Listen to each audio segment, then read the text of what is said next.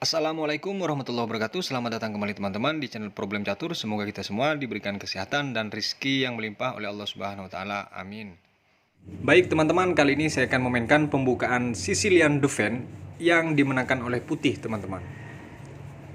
Dan partai ini dimainkan oleh Paul Morphy melawan Adolf Anderssen pada tahun 1858. Kedua legendaris catur ini bermain sangat sempurna teman-teman. Dimulai dari E4 oleh putih, C5, D4 dan C kali D4, kuda F3, kuda C6 dengan maksud melindungi pion dan langsung dipukul oleh Morphy. E6, kuda ke B5 di sini. Dengan maksud adalah kuda cek di D6 sekaligus akan mengunci agar tidak bisa rokade kecuali peraduan nantinya. D6 dijawab oleh hitam dan gajah ke F4. Setelah 2 perwira dibanding 3 ini teman-teman mengancam pion D6, langkah dari Adolf Anderssen sudah benar, yaitu mendorong E5, gajah ke E3.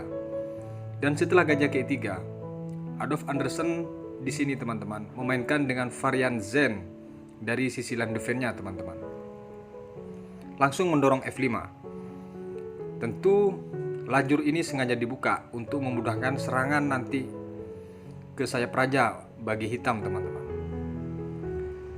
Kuda C3 dijawab oleh Morphy, yakni mengabaikan dorongan pion kemungkinan nanti ke F4. Dan langkah partai dimainkan oleh Adolf Anderssen, betul dia mendorong F4 teman-teman. Di sini teman-teman, sebenarnya dari Paul Morphy boleh menurunkan gajah ke C1 atau ke D2. Intinya masih bisa diselamatkan gajah gelap dari putih ini. Tapi Paul Morphy teman-teman memilih langkah yang sangat mengejutkan dengan kuda ke D5.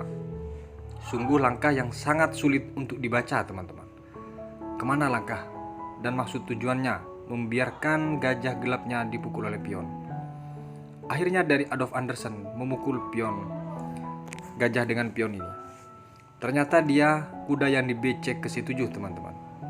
Akhirnya di posisi cek ini, jika raja lari ke D7, tentu di sini jawabannya adalah checkmate. Ternyata sejauh itu pemikiran dari Paul Morphy teman-teman. Kembali ke posisi di saat kuda B ini cek ke C7, langkah partai Adolf Anderssen raja ke F7. Menteri ke F3 cek. Dilanjutkan dengan kuda F6. Setelah kuda F6 menantang pertukaran, langsung datang gajah C4, yakni dengan maksud mengepin sekaligus membuka cek teman-teman. Kuda ke D4, dengan diancamnya menteri ini, dari Paul Morphy memilih untuk memukul kuda sekaligus cek dengan gajah teman-teman. Dan jika di sini dipukul dengan menteri, tentu benteng yang di A8 nganggur nantinya. Terjadi pertukaran. Langkah partai dimainkan oleh Adolf Anderssen dengan D5. Dipukul kembali. Setelah cek ini teman-teman, seandainya langkah yang dimainkan oleh hitam memukul gajah ini, akan datang dipukul sekaligus cek. Dan setelah kuda memukul menteri, ini sekilas sepertinya imbang, tapi di sisi lain benteng yang di A8 tetap terancam teman-teman. Walaupun di sini dipukul misalnya oleh pion sekaligus cek, di sini masih unggul posisi dari putih teman-teman. Ketika langkah tadi dimainkan oleh Adolf Anderssen, kembali ke posisi di saat gajah memukul pion cek ini, langkah partai raja ke G6 langsung dicek oleh menteri H5. Dipukul kuda yang di F6 oleh raja. Dan di sini pion F kali E3 teman-teman. Sekaligus mengancam kuda. Di sini masih boleh dari hitam sebenarnya membiarkan kudanya ini, tapi dengan kompensasi juga akan kehilangan kuda yang di C7 teman-teman. Masalahnya akan datang cek di F1 sekaligus rokade. Baik, Langkah partai dimainkan oleh Adolf Anderssen. Kuda cek ke C2 teman-teman. Tentu di sini harus digerakkan raja. Satu langkah dari ini ternyata dari Adolf Anderssen menyerah. Kemana menyerahnya adalah raja ke E2 di partai teman-teman. Di posisi ini dari Adolf Anderssen menyerah. Baik, kita analisa sekilas kenapa dia menyerah di posisi ini. Ada 3 kemungkinan. Kemungkinan pertama, bagaimana kalau menteri memukul kuda C7. Datang, cek benteng ini ke F1. Setelah ke E7, maka secara otomatis menteri akan hilang. Kalaupun dia lari kemana, tetap dipukul menteri. Kemungkinan yang kedua, di saat posisi ini dan terjadi dipukul dan cek akhirnya ke E2, adalah kemungkinan yang kedua, G6 dengan mengancam menteri. Tapi tetap akan dicek teman-teman, tapi dengan benteng yang satu. Tadi yang benteng A, sekarang yang di H. Gajah ke F5, maka tetap akan dipukul. Setelah dipukul oleh pion, datang menteri cek. G7, kuda ke 6. Tentu di sini satu pilihan hanya ke H6. Akan datang menteri yang punya hitam dipukul oleh kuda teman-teman. Tentu tidak bisa dilanjutkan kalau hilang menteri, masih langkah seperti ini teman-teman. Kemungkinan yang terakhir teman-teman, ini langkah sedikit konyol analisanya. Bagaimana kalau kuda memukul benteng? Akan datang cek ke F1, E7, menteri ke E5. Dilanjutkan dengan D7 karena tidak ada pilihan. Maka di sini akan datang gajah ke E6. Jika dia kembali lagi ke E7, maka akan checkmate juga. Dan jika dia ke C6, benteng C1. Kalaupun ditutup dengan C2, tetap percuma akan dipukul teman-teman. Dan setelah dipukul, satu-satunya hanya ditutup dengan gajah. Masalahnya juga checkmate teman-teman. Makanya di posisi raja ini di E2, Adolf Anderssen menyerah atas langkah itu teman-teman. Baik, kita lanjut ke partai berikutnya. Di partai yang kedua ini teman-teman, Sicilian Devon varian Kan yang dimainkan oleh Emanuel Lasker melawan Robert Danilo pada tahun 1889. E4 dijawab C5, kuda F3 dan E6, D4, C kali D4 dan kuda kali D4, A6, gajah ke E2, D5 dan E kali D5. Setelah menteri kali D5, putih langsung rokade teman-teman. Gajah C5 dan gajah ke E3. Kuda F6, kuda C3. Setelah diancam menteri, langsung lari ke D6 teman-teman. Kuda ke-4 dengan mengancam balik, gajah gelap dari hitam, gajah ke A7. Kuda ke B5. Setelah kuda ke B5 ini teman-teman, tentu di sini ada kemungkinan saling mengancam, yaitu terjadi pertukaran menteri yang bersifat memaksa. Mustahil dipukul kuda ini teman-teman, karena di sini menteri nganggur. Baik, di saat posisi kuda B5 ini, langkah partai menteri kali menteri. Setelah menteri kali menteri, di sini tidak langsung dipukul, melainkan dia cek dulu ke C7 teman-teman. Dan setelah dicek, ternyata raja lari ke D7 dengan tujuan ketika dicek balik akan datang hitam ini akan memukul kuda. Langkah partai dipukul menteri. Dan di sini raja memukul kuda. Untung satu perwira di sini teman-teman dari hitam. Tapi di sini gajah ke F4. Tidak dibiarkan begitu saja keuntungan oleh putih teman-teman. Memang kuda diberikan untuk menjebak. Sekarang tawaran langkahnya hanya satu, yaitu di C6.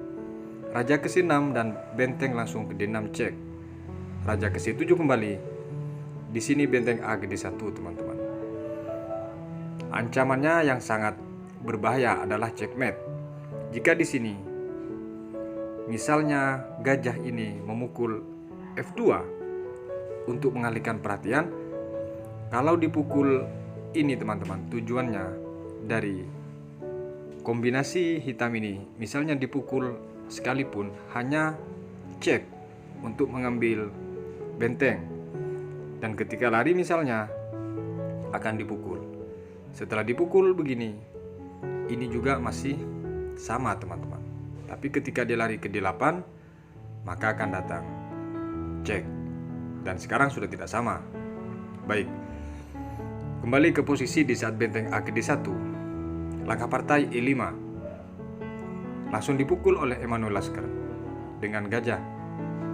Sekarang baru dipukul sekaligus cek. Dia masih berharap akan pertukaran, tapi raja dari putih menolak dengan F1 teman-teman. Jika di sini misalnya memainkan dengan kuda ke E8 dengan maksud mengancam benteng, tentu itu percuma, akan datang ke D7 karena sekarang terpin sekaligus ancaman. Dan setelah C6 maka akan datang C7. Apakah ini checkmate? Tentu masih bisa dipukul dengan kuda. Masalahnya datang benteng ke D6 akan checkmate jika pilihan langkah tadi dimainkan oleh hitam. Kembali ke posisi di saat raja F1 setelah dicek tidak dipukul, gajah ke D4 teman-teman. Mencoba mengalihkan perhatian, karena jika dipukul dengan gajah, dia harus kehilangan benteng juga. Di sini dipukul oleh benteng. Gajah ke D7 masih mencoba mencari celah untuk bisa melawan. Langsung dipukul teman-teman. Raja ke C6. Karena pilihan langkah yang sangat sulit, akhirnya di sini di close dengan benteng ke C7 teman-teman. Checkmate. Kembali ke posisi. Bagaimana dia kalau lari ke C8 di posisi ini? Juga checkmate teman-teman. Kemana checkmate-nya? Saya yakin teman-teman tahu. Jika tahu silahkan komentar di kolom komentar. Langkah partai di saat gajah ke D7 ini teman-teman. Dipukul raja C6 dan checkmate. Baik teman-teman, kita lanjut ke partai berikutnya. Bukaan Sicilia Defense ini teman-teman dengan varian center game yang dimainkan oleh Josh Kitley melawan Dusseldorf pada tahun 1861, dimulai dari E4, C5, D4, C kali D4, gajah ke C4, E5, F4. Setelah memaksa pertukaran di sini teman-teman, dijawab D6 dengan maksud tidak ingin memakan duluan agar tidak terputus pion yang di D4. Kuda ke F3, kuda C6, F kali E5. Setelah D kali E5, putih rokade teman-teman. Gajah ke E7. Tidak ada yang salah dari langkah ini teman-teman. Gajah kali F7. Luar biasa langkah dari putih, langsung memberikan cuma-cuma sekilas. Tapi jika menghindar itu tentu berbahaya teman-teman. Misal ke F8, maka akan datang gajah ke B3 lagi. Bagaimana ketika dibuka? Tentu dia akan memukul pion yang di E5 atau di D4, kuda dari putih. Misal kuda ke F6, maka kuda G5. H6 misalnya, F7, G4, gajah. Sekaligus mengancam menteri, di sini ke D3 teman-teman. Kalaupun di sini D7, maka akan gratis benteng dari hitam. Kemungkinan di saat posisi ini, bagaimana kalau misalnya raja lari ke D7, maka datang gajah ke D5 teman-teman. C7, gajah kali C6, D kali C6 dan kuda kali E5. Untung satu pion jika posisi langkah dimainkan tadi oleh hitam. Kembali ke posisi di saat gajah kali pion F7 cek ini teman-teman. Langkah partai diterima oleh hitam. Langsung datang kuda cek sekaligus double cek dengan benteng. Raja ke E6. Kuda F7 dengan maksud mengancam menteri dan benteng menteri ke B6. Masalahnya teman-teman, dia tidak sadar bahwa satu langkah ini langsung checkmate. Kemana langkah checkmate-nya? Silahkan di skip kalau teman-teman tahu. Baik, jawabannya adalah checkmate menteri G4 teman-teman. Luar biasa tawaran dari langkah putih membuang gajah ke F7 tadi. Baik, kita lanjut ke partai berikutnya. Pembukaan Sicilian Defense yang terakhir ini teman-teman dengan varian all yang dimainkan oleh Besman melawan Minokridi pada tahun 1984. Dimulai dari E4, C5, kuda F3 dan kuda C6. Kuda C3, kuda F6 dan di sini gajah langsung ke B5 teman-teman. Menteri C7, putih rokade dan A6. Tidak ada yang salah dari langkah ini, baik hitam maupun putih. Tapi di sini putih memilih memukul kuda yang di C6. D kali C6, E5. Kuda ke D5 mengajak pertukaran di sini dan kuda ke E4. Setelah dijawab B6 oleh hitam, menteri ke E2. Perhatikan teman-teman, langkah kombinasi yang susah ditawar dari putih ini. Karena salah sedikit dari buah hitam dengan pion G6, seharusnya dia mendorong pion yang di E7 teman-teman. Setelah dia salah mendorong, langsung datang kuda cek dan sekaligus menyerah. Kenapa dia menyerah di posisi ini? Kan masih seru. Baik, kita analisa satu-satu. Kenapa dia posisi seperti ini dia menyerah? Kemungkinan yang pertama, ketika dia memukul kuda, maka akan datang cek, yang mana dia harus kehilangan menteri. Kalaupun ditutup oleh gajah, menteri harus hilang.